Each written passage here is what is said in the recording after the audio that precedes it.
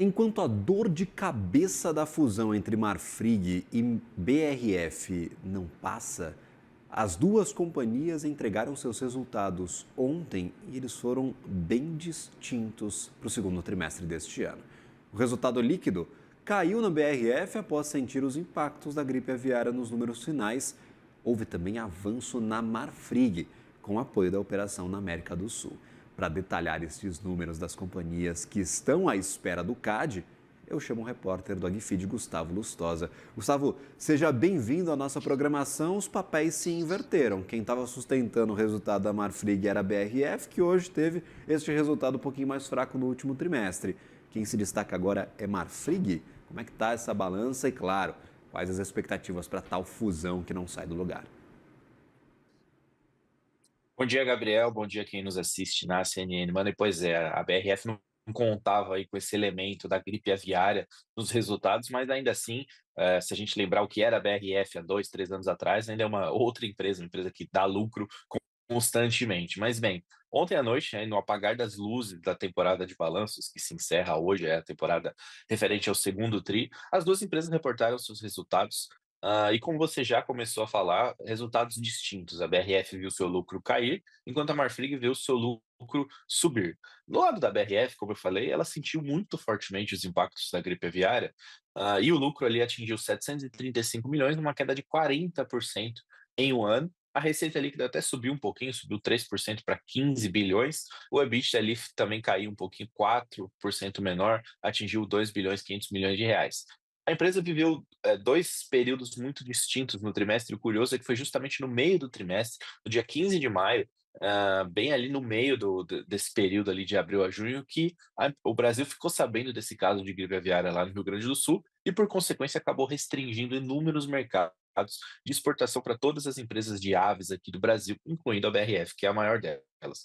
A BRF acabou sendo impedida de vender, por exemplo, para a China, para a Arábia Saudita, para a Europa, parceiros assim super importantes para o resultado final. A Arábia Saudita até inclusive liberou ontem, mas a China e a Europa, por exemplo, continuam restritos.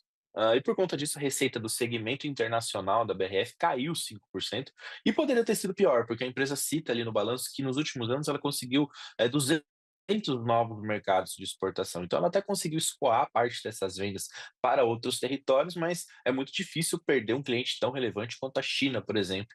A China tem um caso curioso que a China é um país que importa muito pé de frango. Então, esse, por exemplo, foi um corte que a BRF conseguiu, por exemplo, repassar para Hong Kong, mas tem outros cortes ali para outros países que ela não conseguiu repassar e acabou ou destinando ali para as graxarias dela para virar farinha, ou acabou colocando no mercado interno. Então, por isso que essa receita de exportação caiu. A BRF está otimista com a reabertura desses mercados que faltam, vamos dizer assim, principalmente a China. A empresa elogiou a atuação do governo federal, em especial o Ministério da Agricultura e Pecuária, elogiou a biossegurança do Brasil e também a transparência ali sobre as investigações, os reportes que o governo manda para esses países de uma forma costumeira ali para mostrar que de fato não está tendo novos casos. Ao mesmo tempo, se a gente olhar para a operação do Brasil, a receita veio em alta na BRF. A companhia menciona no balanço que teve ali um avanço principalmente referente ao segmento de processados, e a empresa afirma ali que atingiu 330 mil clientes ali nesse período do segundo trimestre. Ao final de junho, a dívida líquida da BRF estava ali em 4 bilhões e 700 milhões de reais, o menor patamar desde 2011, ou seja, está falando de 14 anos, e a alavancagem ali terminou o período em 0,43 vezes, também o menor nível histórico da BRF, essa nova empresa aí que vai se juntar com a Marfrig. E falando em Marfrig, a empresa ali controladora da BRF viu as exportações crescerem e a operação da América do Sul sustentarem um resultado em alta.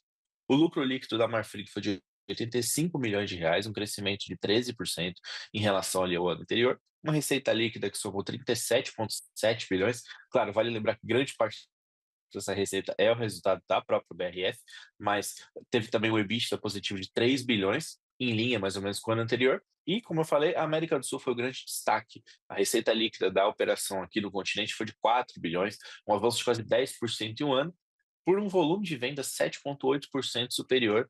E aí entra um dado para mostrar como exportação é importante nesses negócios. As vendas do mercado doméstico responderam por 66% do volume, ou seja, as exportações foram 44% do volume. Só que se a gente olhar para a receita, as exportações são 55% do volume, ou seja, menos volume por um preço maior nos mercados internos. O destaque foi o embarque principalmente para a China e a Europa, né, que é o caso oposto da BRF, que perdeu esses países. E nesse mundo de exportação, o tarifaço de Trump, que é algo que a gente fala muito, deve ter um impacto nulo na Marfrig. A empresa cita que a venda de carne brasileira para os Estados Unidos soma ali só 2% da receita de exportação. Com isso, ela menciona que ela consegue escoar para outros países essa produção de carne, ou até mesmo para as plantas que a empresa tem aqui no Brasil, justamente para virar processados. Porque vale lembrar que os Estados Unidos compra a carne in natura brasileira justamente para transformar ele ali em hambúrguer, por exemplo. Então isso pode ser feito nas fábricas da Marfrig aqui no Brasil. Indo para os Estados Unidos, na operação da América do Norte, a National Beef da Marfrig, teve uma receita ali de US$ 3 bilhões, teve um avanço ali de 5% ao ano, porque vai lembrar que lá nos Estados Unidos, a gente eles estão num ciclo do boi menos favorável, tem menos boi disponível no mercado, isso acaba aumentando o preço, então por isso teve esse avanço aí na receita. Esse foi talvez o último trimestre, a gente precisa ainda ver, o andamento aí do CAD, mas talvez o último trimestre de BRF e Marfrig como empresas distintas. Como eu falei, o crivo final para essa fusão está no órgão antitrust ali, que é a projeção das 2 empresas. É que até meados de setembro isso se resolva, mas as empresas estão otimistas, acreditam que isso deve sair. Vale ressaltar que, alguns acionistas minoritários ali foram um pouco não contra a fusão, mas questionaram algumas questões ali da relação de troca das ações. A Previ, por exemplo, que era uma delas, saiu de cena.